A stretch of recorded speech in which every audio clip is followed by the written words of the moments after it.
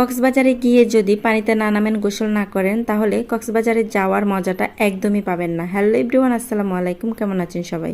যারা পানিতে নামবেন তারা অবশ্যই এরকম মোবাইল ব্যাগগুলো নিয়ে নেবেন। এগুলো তো একদমই পানি ঢোকে না। আমরা মা ছেলে দুজনে দুইটা মোবাইল ব্যাগ নিয়ে টুকটুক করে চলে যাচ্ছি। গোসল করতে যাওয়ার সময় পায়ের জুতা অবশ্যই রুমে রেখে যাবেন, না হয় আপনাকে বদল্লা খুঁজতে হবে যে জুতাগুলো পাহারা দেওয়ার জন্য। যদি সাথে কেউ না থাকে তাহলে তো আর কথাই নেই। এতগুলো মানুষের সাথে ঘুরতে গিয়েছি, তারপরে ওখানে গিয়ে একদমই একা, আমরা মা ছেলে ছাড়া আর আমাদের সাথে কেউই নেই। আমরা একা একা আসছি, সবার সাথে ঘুরবো ফিরবো, আনন্দ করব, মজা করব, সে কারণে সবার সাথে যাওয়া। ওখানে গিয়ে একদমই একা হয়ে গেছি। বিচের পারে নিজেদের মানুষ খুঁজতে খুঁজতে হয়রান। যখন পিকনিকের আয়োজন করা হয় তখন সবাই এসে এসে জিজ্ঞাসা করে পিকনিকে যাচ্ছ কিনা, যাবা কিনা, কাকে নিয়ে যাবা, একা যাবা নাকি সাথে কেউ যাবে। আর এই ভালোবাসার মানুষগুলোকে পিকনিকে যাওয়ার পর একদমই খুঁজে পাওয়া যায় না, তারা যেন কোথায় হারিয়ে যায়। সাগরে এত মানুষ থাকার পরেও খুব বেশি একা লাগছিল, যেহেতু নিজেদের পরিচিত কোনো মানুষ নেই। আমার ছেলেটা শুধু মাঝের দিকে যেতে চাচ্ছিল আর আমি যেতে দিচ্ছিলাম না। আমি তেমন ভালো সাঁতার পারি না, আর আমার ছেলে প্রথমবার সাগরে নামছে, এখন সে মাঝখানের দিকে যেতে চাচ্ছে, তাহলে আমি কিভাবে তাকে যেতে দিই?